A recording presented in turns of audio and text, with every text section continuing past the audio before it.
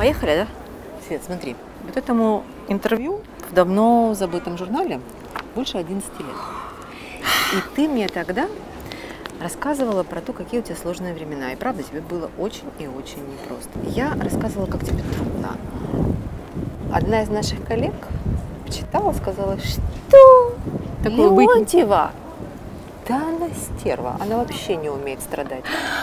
Света, они тебе завидуют. Ну, ты знаешь, мне кажется, что зависть – это то чувство, которое живет вокруг меня много лет. Когда-то очень давно, когда я еще работала на заводе, было у меня в жизни такое после университета, после физического факультета, и тогда мой начальник, когда я однажды пришла в слезах, он мне сказал: Света, вы яркая женщина, вам завидовать будут всегда.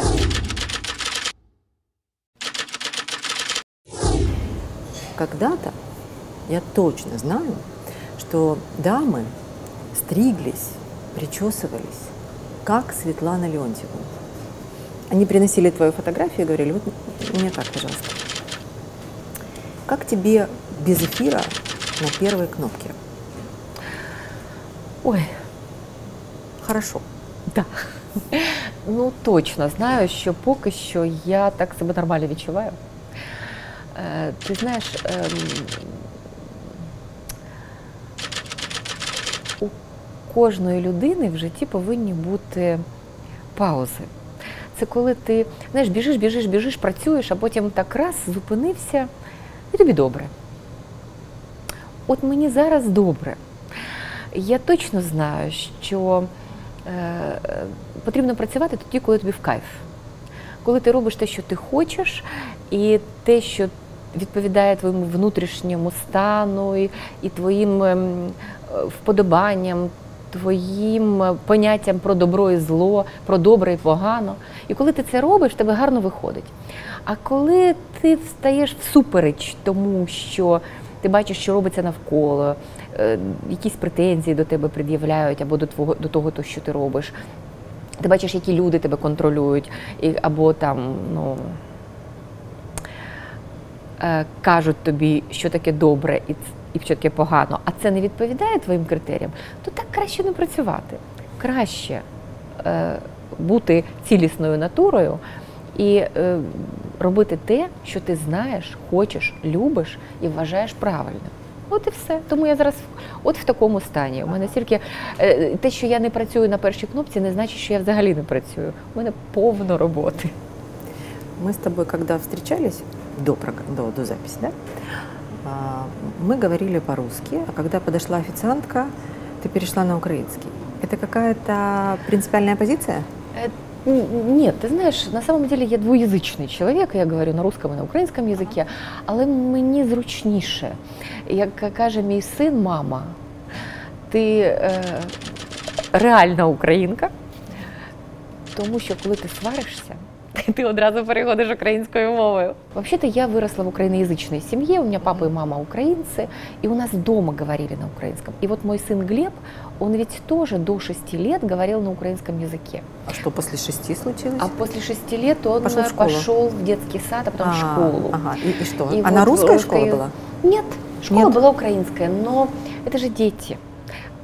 Общая среда, очевидно, среда была русскоязычная. Скажи мне, а вот сейчас проблема языка, она надумана, как и раньше?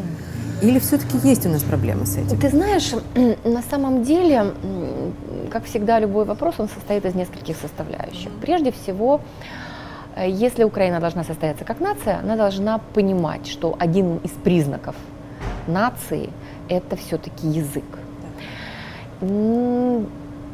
Тяжело переучивать людей, когда им уже там 30, 40, 50. И поэтому я считаю, что заинтересовать родителей и детей нужно именно с садиковского возраста. Вот то, о чем я говорю, со среды. А с родителями тут другая ситуация. Тут у человека просто должны быть амбиции. И он должен понимать, что когда он говорит, он живет в стране, язык, который он не уважает и не знает, то это очень странно. И это не только странно для него самого, а и странно для других людей, и представителей других национальностей и стран, где он бывает. Потому что когда ты во Франции начинаешь говорить на русском языке и говоришь, что ты украинец, это очень странно. Французы одновременно с тем, что они тебя воспринимают, но они тебя не уважают сразу, с первой твоей заявки. Ты должен это осознавать и знать. Тем не менее, твой рабочий язык был русский, тебе было трудно? Ты знаешь, если ты думаешь на украинском, трудно переключаться? Ты знаешь, мне было не трудно, потому что так сложилось. Я думаю, что для россиян у меня есть такой мягкий южный акцент, как они говорят, мягкий киевский акцент. Но во дворе, где я росла, были дети отставных военных, которые всегда, когда им предлагали, ну куда вы хотите демобилизоваться, они говорили, конечно, ну Киев, на юг, в Киев. Хотя я уже потом поняла, что для большой страны Советский Союз Киев это был юг. Для меня юг был несколько иной. Так вот, они все говорили на русском языке. И вот я выросла в этой среде двуязычной, и поэтому мне как-то легко. Мне кажется, хотя что это расширяет возможности твои, мыслительные в том числе. Ну, во-первых, русский язык – это великий и прекрасный язык. И он настолько богат, у него столько идиом, у него столько прилагательных. Ну, он очень хороший язык, собственно, как и украинский. У него тоже много всего есть. Просто люди, которые не говорят, они просто не умеют этим, они даже как чего-то не знают. А любой живой язык, он еще обогащается. Поэтому какие-то новые современные штуки появляются. Поэтому я очень хорошо отношусь к великой русской литературе и считаю, что Александр Сергеевич написал Руслана и Людмилу, когда ему был 21 год. Но у нас 21 год – это еще совсем юный человек. Да, в те времена, 150-200 лет назад, как-то люди взрослели быстрее, у них протяженность жизни была меньше, да, короче. И, наверное, 21 год – это уже был взрослый состоявшийся человек. А у нас еще 21 – это вообще юный, у нас еще как бы детство до 30 лет. Они, вот это поколение Y, они поздно женятся, они поздно взрослеют, они как-то себя воспринимают как дети. А Александр Сергеевич, 21 год, потрясающее произведение, потрясающее. Я когда читаю, все думаю, ну как же, ну где же столько мудрости? Светочка, как стать звездой? Сейчас же многие дети этим заняты. Ой, мне кажется, что это такая неблагодарное и ненужное дело. И вообще, неправильная затея, это ты после того, как ты побыла звездой? Не, понимаешь, я никогда же не хотела. Чтобы ты понимала, я никогда к этому не стремилась и считаю, что это порочное дело, и оно совершенно не нужное нашим девочкам, особенно девочкам. И мне кажется, что вот это поколение, которое выросло на этом стремлении, они сейчас мамы. И они вот неправильно ориентируют своих детей.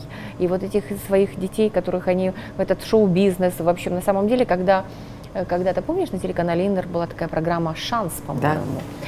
Так вот, моя приятельница, которая приехала из Соединенных Штатов Америки, увидела это, она сказала, у нас бы сразу мы подали в суд на развращение детей, потому что все нормы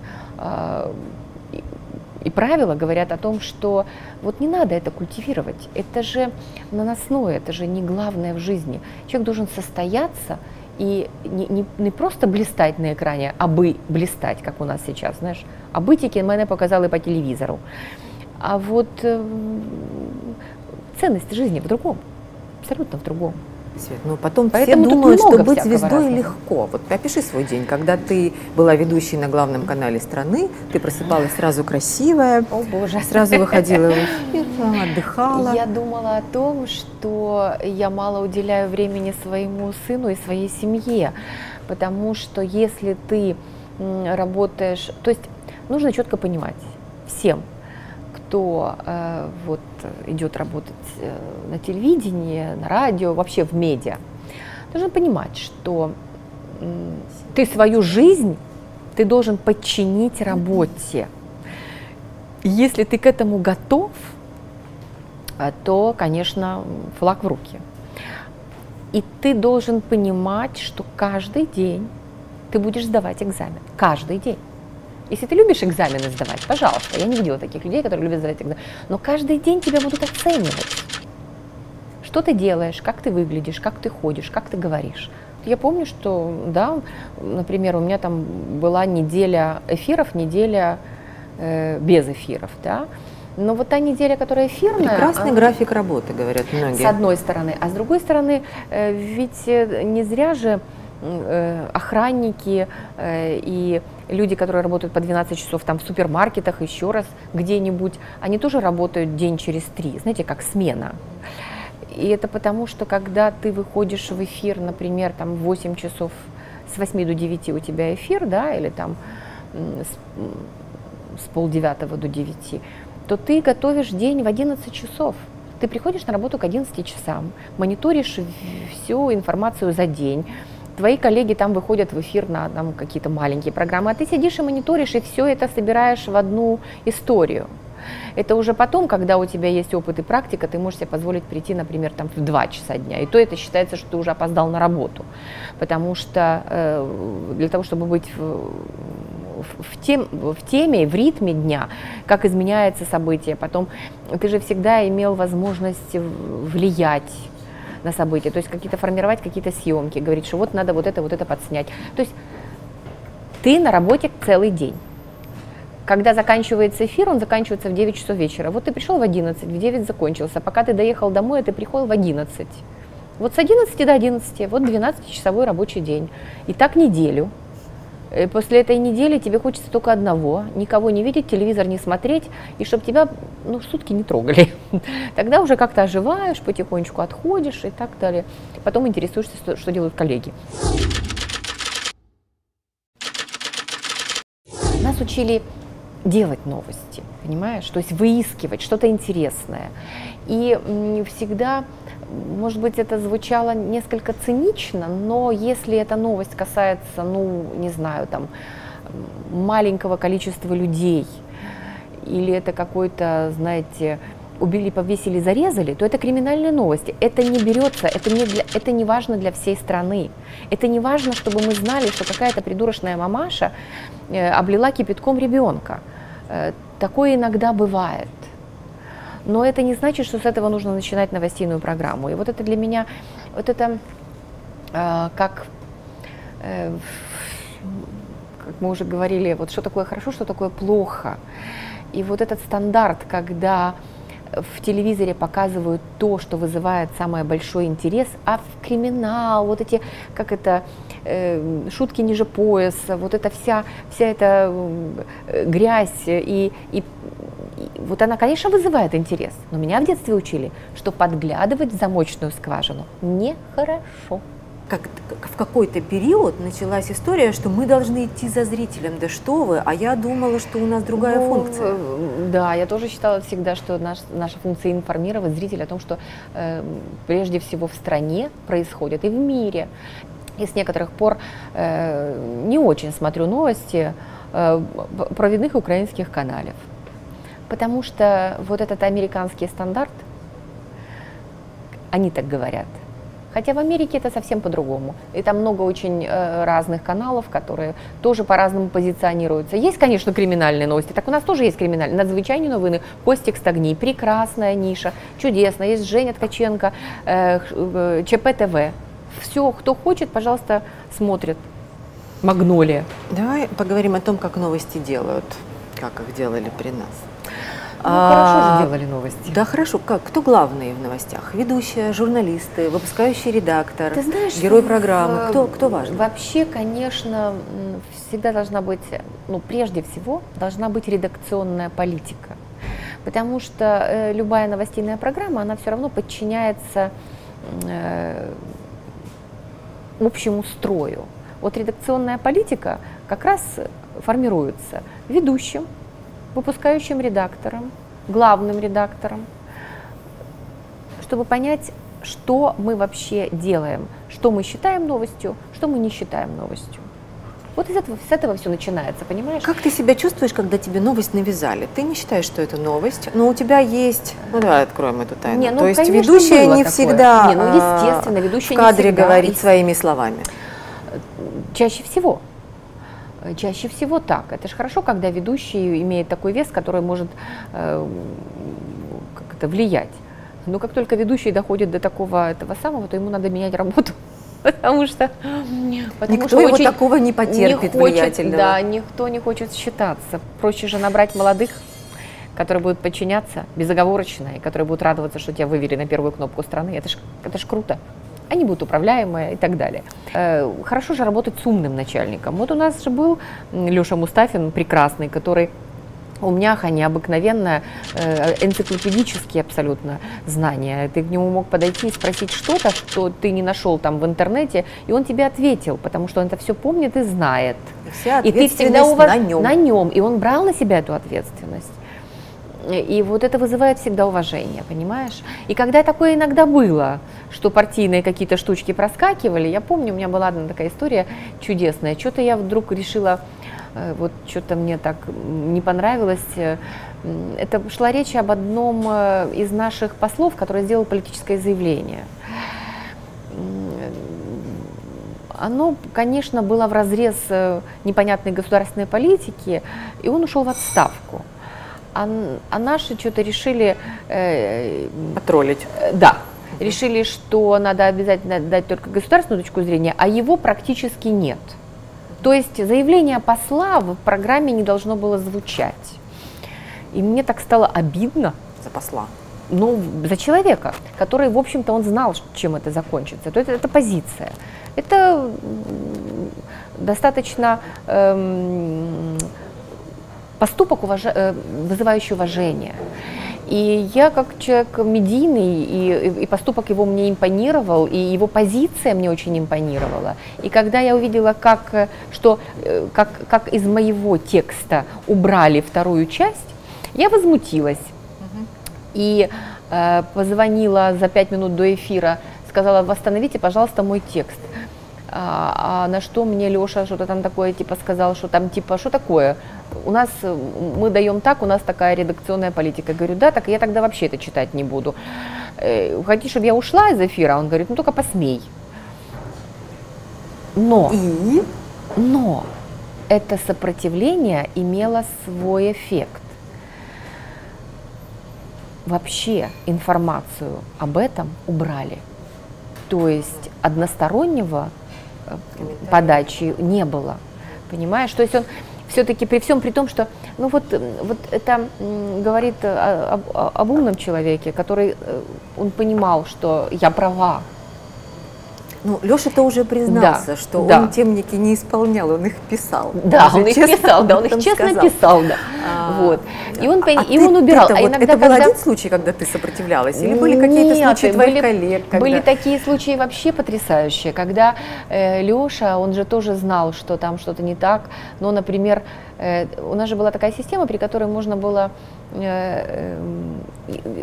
главный редактор имел доступ в эту общую сеть, и он мог поставить информацию, которая через 3 секунды была у меня на суфлере. И это хорошо, когда меня выпускающий редактор хотя бы предупреждал, что у тебя новый текст. И я на каком-то ВМЗ там за минуту могла просто проглядеть хотя бы. Я говорю, там есть фамилии. Я всегда спрашивала, есть ли там фамилии, потому что когда какие-то казахские или какие-то, ну мы же знаем эти истории, это же непрочитабельные вещи совершенно, тем более с листа.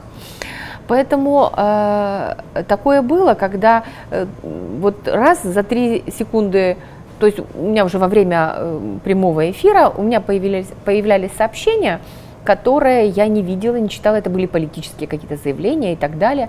Иногда, когда они меня сильно возмущали, я выскакивала такая вся вот такого цвета, как твой сарафан, из эфира, и ринувшись в кабинет к главному редактору, а мне говорили, а он уже уехал. Что для ведущей, ну, может, не главное, но очень важное? Хорошо выглядеть, понимать, о чем ты говоришь, делать вид, что ты понимаешь, о чем ты говоришь, дружить с начальством. Что девочкам важно в этой профессии? Ой, конечно, комплекс, потому что одной какой-то позиции не отбояришься. Естественно, что в эфире сейчас очень много говорящих голов, которым ты не веришь. Ты понимаешь, что они просто хорошо читают текст. Но ведь задача-то в том, чтобы верили, не только слушали. Поэтому вот так хорошо и ценятся ведущие 40+. В западных странах и на больших каналах. Поговорить, понимаешь? Да. Поэтому они там так и ценятся. Почему такая ситуация у нас? Потому что неуправляемым человек становится на каком-то этапе своей карьеры? Ты же видишь, что у нас происходит много лет. У нас много лет подряд нет преемственности власти, нет на законодательной базе таких вещей, которые бы предполагали смену высшего руководства, а аппарат работал бы себе и дальше, потому что он не коррумпирован, хотя, у нас так не бывает. У нас все, кто приходит, вот они каждый раз, как это называется, как в последний, знаешь, поэтому и законы переписывают каждый под себя. И когда переписывает человек закон, то он думает, что он всегда будет при власти. И не хватает ума подумать, что законы нужно составлять таким образом, как будто ты в оппозиции, чтобы ты понимал, что сегодня так, а завтра по-другому. Как в том старом анекдоте, так будет не всегда. Поэтому и на телевидении творится то же самое. Потому что телевидение — это как зеркало, оно отображает вообще состояние дел в стране. Вот нету преемственности, нету, это все так меняется быстро, меняются владельцы каналов, меняются менеджеры, топ-менеджеры каналов. Хорошо, а есть кто-нибудь, кто тебе нравится? Вот смотри, они же стали гораздо более свободные, чем мы. Мы гораздо проблематичнее включались, мы понимали, что там за кадром нас смотрят миллионы людей, а эти очень свободные, они не боятся включаться, они не боятся говорить в кадре. Ну, чтобы сказать, что они не боятся, я этого не скажу, потому что глаза перепуганные. Но вот даже те, которые вот сейчас, вот, да, на втором канале, там он сидит ведущая уже много-много-много лет, и она многое говорит, но это совершенно криминализированные новости, я их поэтому не смотрю, потому что все это убили, повесили, зарезали с таким выражением, что это прямо самое главное наше все. Да, они вроде поменялись уже. Если ты про 1+1, да, то они уже поменяли свою политику. Ну, они немножко поменялись, но люди так говорят, одни и те же, и все равно у них там криминальный блок достаточно велик. И это меня, конечно, как-то, я все равно посматриваю, значит, я все равно в перемотке посматриваю на всех, потому что интересно. Ты смотришь в интернете новости? Да. Я смотрю в интернете, и этого мне вполне хватает. А еще я люблю радио, я в машине слушаю радио. И вот новости, которые по радио, я тоже, в общем-то, воспринимаю. Когда какие-то происходят события, то, в общем-то... Но мне больше всего убивает, что какие-то важные события страны я могу пропустить в телевизионном формате, если я посмотрела только телевизор, потому что это не факт, что они о них расскажут. И вот это меня прям как-то вообще так напрягает. Вот ты вспомни, наш ньюзрум, он, в принципе, тут еще серпентарий был. Вот какой-нибудь, что-нибудь ты такое помнишь, что какая-нибудь подстава, которую ты надолго запомнила, и это какой-то такой твой опыт? Ты знаешь, нет, я такого не помню, но я помню прекрасно, что вот журналисты, которые работали, например, в парламенте, это очень дотошные журналисты. Вот Маринка Сорока, да, она знала такие тонкости, которые, в общем-то, и у нас и выпускающие редакторы у нее спрашивали. Но иногда за какими-то деталями очень сложно было понять общее. И когда ты начинаешь обобщать, а тебя так хватают за руки и говорят, нет, тут нужно вот так, потому что по закону это вот надо бы вот так. И тогда ты ищешь эти формулировки, и ты понимаешь, что, Господи, это святые люди, которые могут понять, что там творится и куда мы идем. Нужно объяснить, что журналист пишет не только сюжет, но и преамбулу к сюжету, да? То есть вот подводку, пишет, так называемую. Да, но ты всегда ее переписываешь под себя, потому что ты читаешь сюжет, и ты пытаешься понять самое главное, чтобы оно не... А в преамбулу иногда журналист не выносит самое главное, потому что ему хочется самое главное оставить для себя в сюжете. И когда я сейчас смотрю на некоторых ведущих, которые в преамбулу, такое ощущение, что они просто не читают сюжет, потому что у них в преамбуле буквально первые строчки сюжета, и это ужасно. То есть, ну такое тоже бывает. То есть всякое бывает. У нас нет журналистской школы, да? Ты знаешь, наверное, она есть. Просто иногда не всегда в кадр попадают люди, которые обладают знаниями. Иногда это вкусовщина, там, руководство канала. Они говорят, что вот этот будет сидеть в кадре, а кому он сват, брат и кум, мы не знаем. Ну, наверное, а ты как попала? Ну, видишь, у меня было как-то совсем по-другому. Я пришла, я была никто из, как бы я работала на Первом канале, да, вела программу «Доброго ранку, Украина» с 6 до 9 утра, прямой эфир, журнал. С 6 до 9 утра. Но чтобы подготовить эту программу, нужно было накануне весь день проработать, чтобы ее наполнить сюжетами, смыслом и так далее. Потому что 3 часа прямого эфира. Поэтому меня просто пригласили и сказали, что вот хочешь, иди в новости, хочешь, иди руководителем утреннего блока. Но для меня было интереснее новости, и я не представляла, что такое руководитель утреннего блока 20 лет назад. И пошла себе в новости, вот и все. То есть это было все очень просто. А 20 ноября считается годовщина подробностей, потому что через месяц был прямой эфир первый, когда вот мы оттяпали кусок программы «Время» и вот 10 минут делали своих новостей. Так что это просто такая история. А я обладала опытом прямого эфира, а тогда там было таких людей мало. Вот поэтому меня и взяли.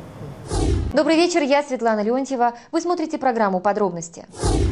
Скажи мне, а ты кому-нибудь рассказывала, что Новый год у ведущих это не всегда 31 число, а иногда это может быть 5 сентября, проливной дождь, киностудия Довженко. Это когда Новый год, 12 часов ты не пьешь, не ешь, не спишь.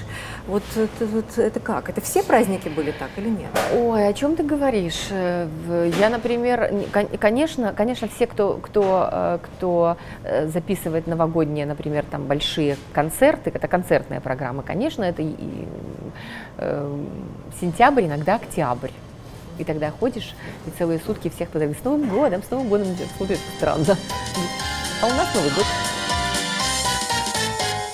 Сидя у экранов, присоединяйтесь.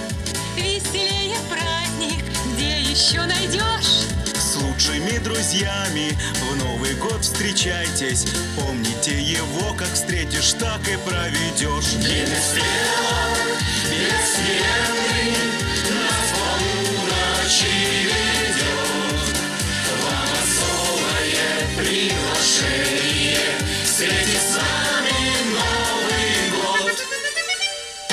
Благодаря этим форматам, который сейчас уже исчез, этому формату, который исчез, «Голубому огоньку», я первый раз услышала, как ты поешь. Да, было дело. Скажи мне, где ты научилась так петь? Может, ты на свете лучше всех, только это сразу не поймешь. Одна снежинка, еще не снег, одна дождинка, еще не дождь. Ты знаешь, у нас просто семья вся такая, у нас пели всегда, бабушка с дедушкой пели в 2 голоса прекрасно. У нас в доме у родителей собиралась всегда большая компания и всегда пели за столом. Вот это home song у нас было всегда. И я выросла, когда все поют.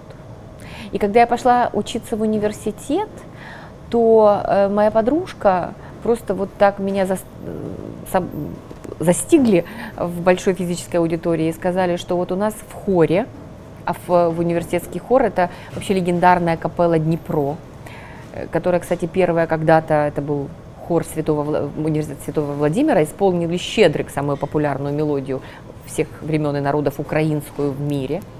Так вот, в этот хор Днепро ходила моя подружка, она альт, еще 2 наших однокурсников, бас и тенор, и они сказали, что им не хватает сопрано. И я просто обязана ходить, потому что четырехголосие мы не можем петь, потому что у нас нет сопрано. И я стала ходить. И очень признательна моей приятельнице Люде Садовой, которая вот заставила меня ходить в этот университетский хор. Я в университете училась 5 лет, а в университетском хоре в капелле Днепро пела 10 лет регулярных занятий. Сейчас я хожу только на концерты, смотрю, как они развиваются, но вообще вот активно 10 лет.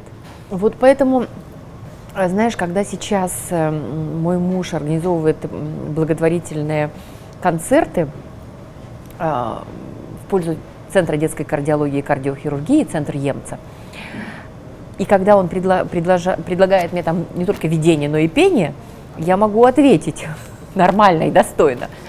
И вот, знаешь, в прошлом году просто очень было для меня памятное выступление, потому что мне предложили петь с французом, который влюблен в Украину. Ну, во-первых, в украинскую женщину, Леночку. Но вообще, я с ним сколько общалась, я поняла, что это искренне совершенно. Это не только то, что там пишут и говорят, на самом деле ему очень нравится здесь. Мы достаточно долго готовились к этому концерту. Мы пели французскую песню Джо Дассена, для которую когда-то написал вообще-то тут Кутуня. Si tu n'existais pas. Так вот, Поль пел на французском языке, а я написала украинский текст. И ты знаешь, вот что значит желание, и Господь помогает. Ты знаешь, у меня вышло. Мало того, когда Полю жена перевела содержание этой песни, так он захотел, чтобы мы с ним один куплет спели на украинском языке. Як скажи без тебе жить, якщо моя душа в тобі,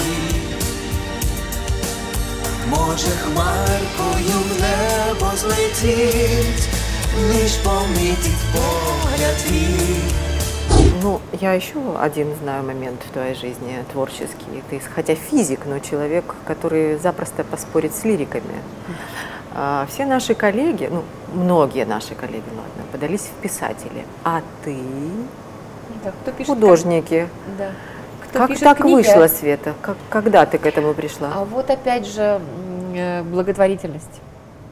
Вот благотворительность в моей жизни, оказывается, и кто бы мог подумать, я никогда над этим не задумывалась, вот благодаря интервью я это как бы осознала, что благотворительность в моей жизни вот играет такую большую роль.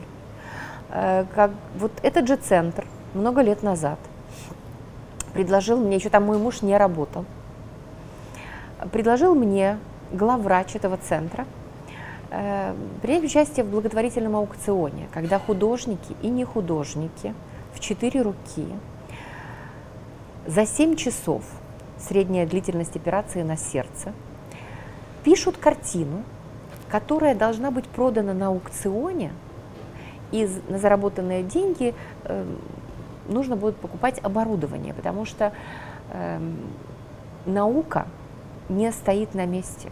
И то, что у нас в стране кризис, и то, что у нас гениальные кардиохирурги, и то, что они работают на старом оборудовании, никого не интересует. К сожалению, сейчас такое состояние дел в стране, что, конечно, что-то государство там компенсирует, но этого мало. Наука так быстро движется вперед, и такая техника, особенно для детской кардиохирургии. И вот эти гениальные люди, которые умеют вот вмешиваться в сердечко, которое, знаешь, как перепелиное яйцо, они еще должны сами зарабатывать деньги на обновление оборудования, потому что это жизненно важно. Они не могут заниматься своей работой на старом, нужно новое, потом оно ломается. И вот мне предложили такое дело. И я, конечно, я же перфекционистка. Я же не могу сделать плохо, я должна сделать только на отлично. Ты пошла учиться? Золотая медалистка. Конечно, я сразу побежала брать уроки живописи, мне это так понравилось. И у меня получилось, и вот мы написали картину, там такие одуванчики очень красивые. И, за сколько ее купили? Ты знаешь, ее купили, ну что-то она там выставлялась типа за 500 гривен, а ее купили за 3000. Но ее купило посольство Казахстана. И я, шутя, говорю, что моя первая работа ушла за рубеж. Я вообще думала, что ты на этом зарабатываешь. Ты знаешь, мне еще нужно учиться зарабатывать. Вот одно дело творчество, а другое дело коммерция. Конечно, прекрасно, когда это уживается в одном человеке. Говорят, Айвазовский заставляла своих учеников красить большие холсты, вернее, не холсты, а большие куски ватмана в разные цвета. То есть они просто делали фон. Потом он их разрезал на маленькие кусочки, дорисовывал там морской пейзаж за 3 минутки и раздаривал всем чиновникам города. И поэтому считается, что вот это коммерческий успех, вот это ход мысли художника. Я думаю, вот куда у нас в стране исчезают опытные ведущие, опытные журналисты? Они просто осваивают другие профессии. Да, то, что тебе интересно, потому что я считаю, что вот это же здорово, что тебе дано вот в жизни, да, что-то найти, что-то новое. И вот в этом году у меня такой год достаточно хороший, плодотворный, но и с трагическими воспоминаниями, потому что 10 лет назад умерла моя мама, 5 лет назад умер папа, и они даже не знали, что у меня откроется такой дар. И я так по этому поводу грущу, потому что я думаю, что они очень за меня порадовались. Так. А ты была близка с мамой? Ты знаешь, мы с мамой...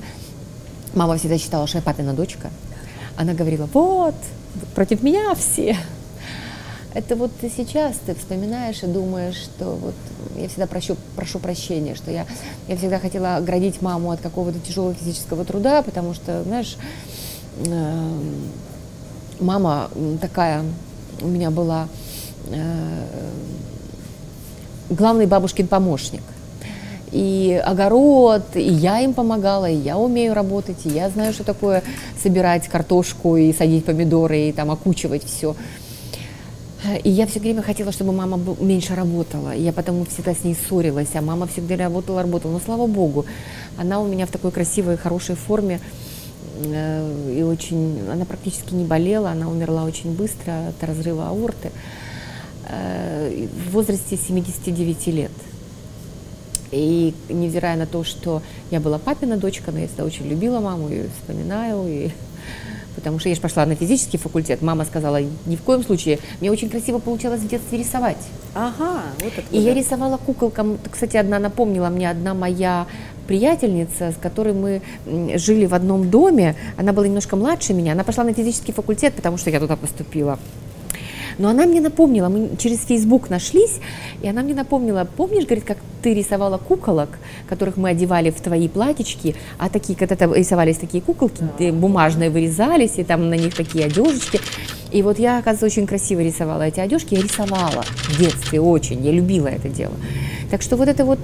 Мама хотела, чтобы ты дальше продолжала творчеством заниматься. А мама не хотела, заниматься. чтобы я шла в институт легкой промышленности. Ага, мама сказала, то есть физический факультет это мама? Да, это папа. А мама сказала, что нет, не в эту артель тряпку. Нет. Мама в легкой промышленности долгое время проработала, и она считала, что это не очень хорошо. И так получилось, что я пошла и закончила университет, физический факультет. А ты следишь за нашими коллегами, которые ушли в парламент? Они там что-то сделали? Вот они в политике, они чего-то добились? Ты знаешь, мне не нравится. Никто? Мне не нравится, потому что результат в стране плохой. По большому счету, мы все время топчемся на месте. Как гражданин этого города, я очень хочу, чтобы в нем что-то поменялось. Причем поменялось к лучшему, потому что я здесь живу, это мой дом. И я хочу, чтобы маленькие улицы не были главными магистралями, понимаете? Чтобы Это ты про Подол сейчас, да? Это я про Подол. Ага. Потому что я же подолянка, понимаешь? Да. И когда, то есть тебе теперь все не нравится? И когда Покровская и Братская стали основными магистралями, я понимаю, что Покровская, там, кстати, резиденция американского посла. Я вообще удивилась, как это ЦРУ разрешила. Но, с другой стороны, если там вдруг прорвет канализация, а Подол это же старая коммуникационная система, что тут говорить, то, извините, все будут стоять, никто никуда уже не поедет, потому что это главная улица, потому что те улицы, которые были специально сделаны для того, чтобы по ним ездили машины, они не ездят. Зато маленькие улочки, которые, для того, чтобы по ним прогуливались, они вдруг стали проездными улицами. И это странно. Что до тех пор, пока мы будем думать, что придет дядя Джон или кто-то, кто нам сделает хорошо, и будем бояться сопротивляться чьим-то суждениям, не выбирать свой путь, покуда мы не будем, покуда у нас не будет такого поколения, которое, знаешь, как вот Моисей водил своих 40 лет по пустыне, пока не умер последний, рожденный в рабстве. Или пока мы не перестанем считать, что это грязное дело, засучим рукава и не начнем делать это сами. Ты понимаешь, мне уже много лет, и мне, наверное, я не могу переступить через какие-то свои страхи. Но есть же молодые, они же безумные, и это прекрасно. Вот Александр Сергеевич 21 год написал Руслану и Людмилу. Есть молодые, которые, я уверена, я считаю, что дети у нас очень хорошие. Я смотрю на своего сына, мне очень нравится, как они мыслят, как они хотят, как они борются, как они отстаивают свою точку зрения. Вот, я думаю, что молодые, вот они должны, и у них получится. Потому что те, которые сейчас тусуются колода, они же были.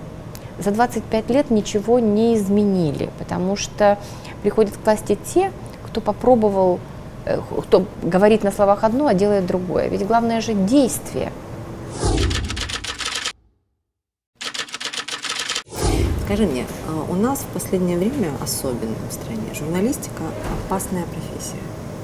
Мы знаем, сколько людей, там, ребята, девочки и мальчишки, все на фронте.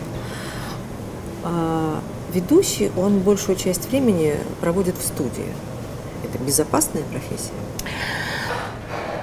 Конечно, мне хочется, чтобы журналисты были более свободными, и страна их защищала. И ведь даже, ты знаешь, ты же не обязательно что-то будешь говорить такое, которое, например, там, вразрез чему-то или кого-то. Ты можешь просто быть человеком, который входит в сферу интересов двух конфликтующих сторон. Ты просто, вот так, например, ты есть ведущим канала, который является, условно говоря, там, оппозиционным, или позиционным, но владелец его там находится за рубежом и в оппозиции к власти.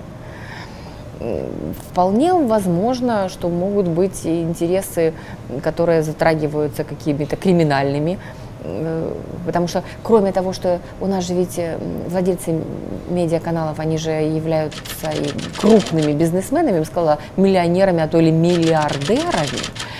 И невзирая на то, что закон запрещает, как бы, пока еще, мы же боремся за то, чтобы мы знали конечных бенефициаров, кто владеет каналами. Хотя ты же понимаешь, что интернет – великое дело, усі все знають. Поэтому ты просто можешь быть человеком, который сидит в кадре, а стороны между собой конфликтуют. Вот тебя берут и убирают, как знак того, что как типа… лицо. Да. Но, не говорите, то есть как бы, смотрите, мы отберем у вас канал и ваших людей. Вот вы такие же в разлыве, как и вот и ваш ведущий. Профессия ведущего – это уязвимая профессия? Конечно, ты же все время на виду, тебя все время ценят, оценивают, а тебе пишут гадости в Фейсбуке. Конечно, уязвимая. Конечно, нужно иметь какую-нибудь такую слоновью кожу, чтобы не реагировать. Или реагировать, сопротивляться. Это твоя активная позиция или пассивная. Конечно. А ты какую выбрала? Ты знаешь, я как-то у меня собака лает, караван идет? Но на самом деле, ты знаешь, меня как-то не сильно много критиковали. Возможно, я жила в другое какое-то, была ведущей в какое-то другое время, но на самом деле у меня очень мало было. Иногда мне присылали какие-то там жуткие такие брыжущие ядом письма. Я даже какое-то одно из них хранила. Да, даже я какое-то одно из них хранила. Долгое время что-то я его недавно нашла, выбросила, сожгла, думаю, черт, оно мне не треба, эти все отрицательные эмоции, у меня и так в жизни не все сладко.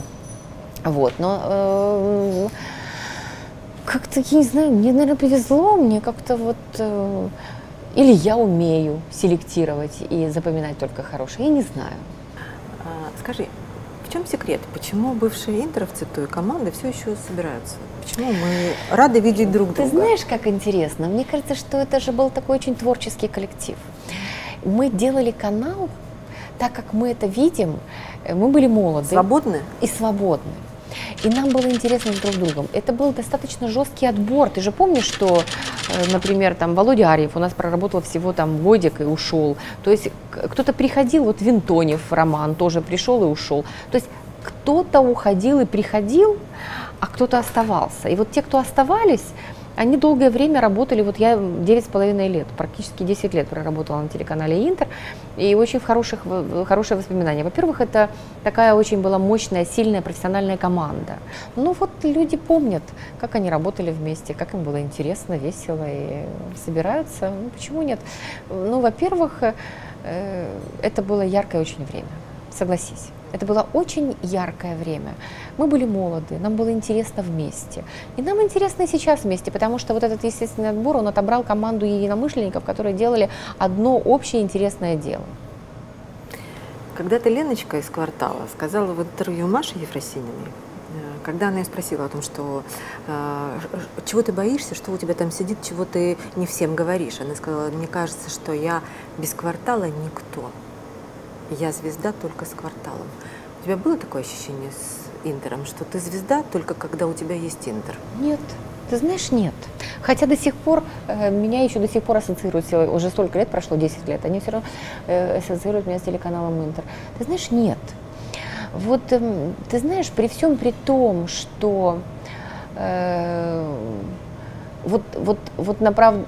правда, то, что я не видела этих темников, мне их никто не показывал. И, может быть, поэтому, да, были какие-то вещи, которые мне не нравились, но я сохранила внутреннюю свободу. И я с ней иду по жизни, может быть, потому что я стрелец, а нас вообще же нельзя прижимать, мы же сразу начинаем сопротивляться. Но вот это ощущение внутренней свободы, оно во мне всегда живет. И жило на телеканале Интер. Фейсбук твоего мужа, ну, просто заполнен твоими фотографиями твоих работ. Вообще там, мне кажется, что там мало работы, там исключительно ты, жена. Ты знаешь, вот он за столько лет сумел сохранить такое трепетное к тебе отношение, а ты такая вот позволяешь себя любить, да? Ты знаешь, мне кажется, что он просто творец. И ему нужна муза. Вот я его муза, я у него модель. Он очень любит фотографировать. А кого? Конечно, меня. Поставил в кадр. Он хочет сфотографировать яблоки, но на фоне меня, потому что это оживляет кадр. Поэтому, конечно, с одной стороны, безусловно. Я же еще раз признаюсь в любви. Я считаю, что это вот самое большое достояние в моей жизни. Конечно, кроме рождения сына. У меня замечательный сын, я его очень люблю и ценю. Конечно, найти свою половинку. Вот Сережа – это моя половинка. Очевидно, он считает, что и я его половинка. И поэтому, естественно, что вот, я же говорю, что вот 12 лет, и мы с ним думаем о том, что как будто вчера. Это же удивительно, когда ты можешь сохранить такие трепетные чувства друг к другу, когда ты можешь осознать, что это очень важный человек в твоей жизни, и что ты к нему относишься так, как 12 лет назад, когда вы женились. Это же, ну это вообще уникально, и я считаю, что я вот одна из немногих, я считаю, что я избранная, потому что мне это дано. И когда молодые смотрят на нас и говорят: слушайте, ну так не может быть.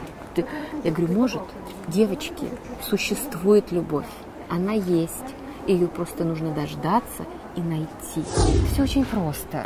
Нужно внимательно настраивать себя на его волну. Понимать, что он хочет. А он на твоей волне должен быть. Он на моей тоже. Ты понимаешь, но когда ты себя понимаешь, ну, знаешь, очень просто. Когда ты утром просыпаешься, а у тебя там заправлен в кофеварку кофе, на столе стоит там, я не знаю... Это он делает или да, ты? Да, это он. Потому что он очень рано уходит на работу, и он это оставляет. И ты понимаешь, что ты должен в ответ что-то сделать, понимаешь? То есть ты понимаешь, что ты окружен такой заботой, вниманием, что если... Ну, тебе же тоже хочется ответить взаимностью. Конечно, я ему варю очень вкусные борщики. Конечно, я готовлю какую-то вкусную еду, потому что я знаю, что он любит. И я всегда делаю так, чтобы ему было приятно. А он четко знает, что мне приятно. И даже когда он не знает, он просто, вот, например, моя машина стоит на ночной стоянке. В 8 часов утра ее нужно каждое утро переставлять где-то в другое место, потому что там, в этой рабочей стоянке, там приезжают машины на работу, в офис. Он каждое утро в 7 часов утра, перед тем, как уехать на работу, он в 7:15 уезжает, он переставляет мою машину. Много лет, 12. Это маленький штрих, который я знаю. Он мне об этом никогда не говорит, но он это всегда делает. Поэтому наша любовь – это наши поступки. Класс.